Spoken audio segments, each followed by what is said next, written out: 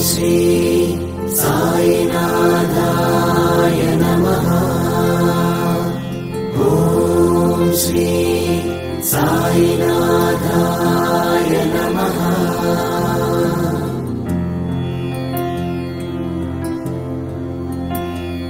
सदा सत्स्वरूपम् चिदानन्दकन्दम् जगत्सम्भवस्थानसंहारहेतुम् स्वभक्तेच्छया मानुषम् दर्शयन्तम् नमामीश्वरं सद्गुरुं साईनाथम्।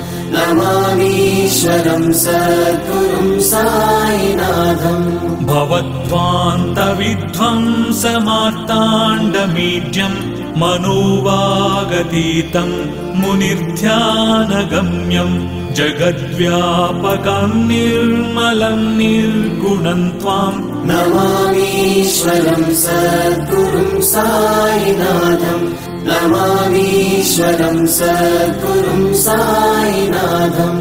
भवाम्बोधिमग्नार्दितानाम् जनानाम् स्वपादाश्रितानाम् स्वभक्तिप्रियाणाम् समुद्धारणार्थम् कलौ सम्भवन्तम् नमामीश्वरं सद्गुरुं साईनाथम्। नमामीश्वरं सद्गुरुं साईनाथम्। सदा कल्पवृक्षस्य तस्याधिमूले भवद्भावबुद्ध्या सपर्यादिसेवाम् नृणाम् कुर्वताम् भुक्तिमुक्तिप्रदन्तम् नमामीश्वरं सद्गुरुं साईनाथम्। नमामीश्वरं सद्गुरुं साईनाथम्।